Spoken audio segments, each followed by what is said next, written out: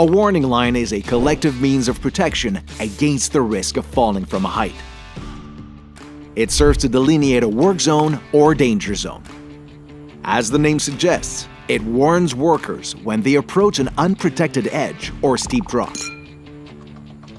That's why every warning line must be placed at least 2 meters away from where there is a risk of falling.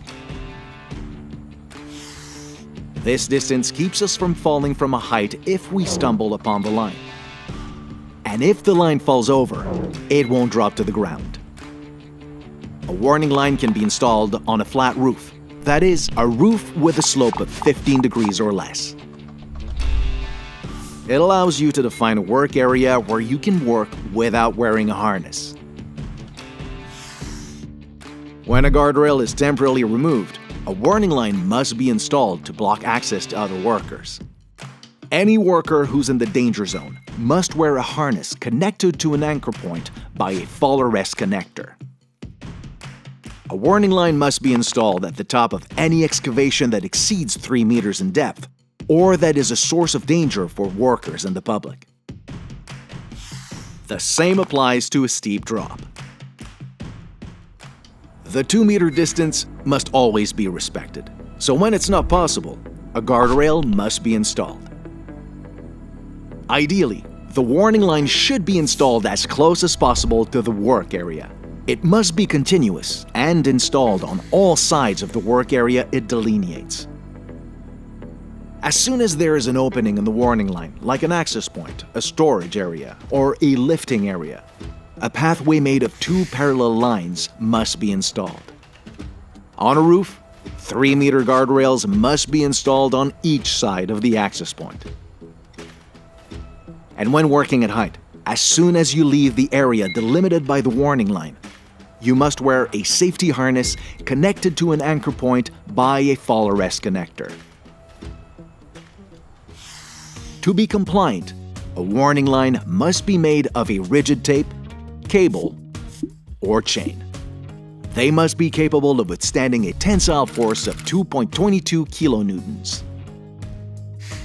Safety tape is not strong enough. Every warning line must be equipped with flags whose color and dimensions make them easily visible. They must be placed at intervals of 2 meters or less. The warning line must be supported by posts placed at a distance of 2.5 meters or less.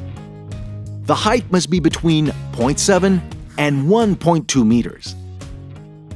The line must be fixed in such a way that sagging between posts doesn't change its height between other posts.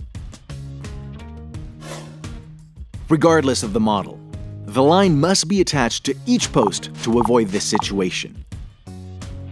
The line must be able to withstand a horizontal and vertical force of 100 newtons. Sometimes, additional weights are needed so that the line doesn't fall over easily, to resist wind forces, for example.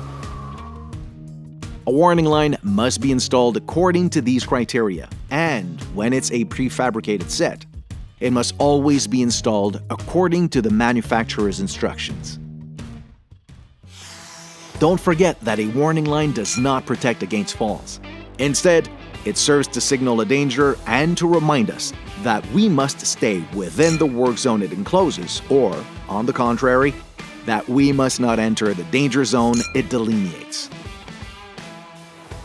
Good planning allows for prioritizing collective protection before individual protection. If you have any questions or need assistance, APCHQ advisors are here to help.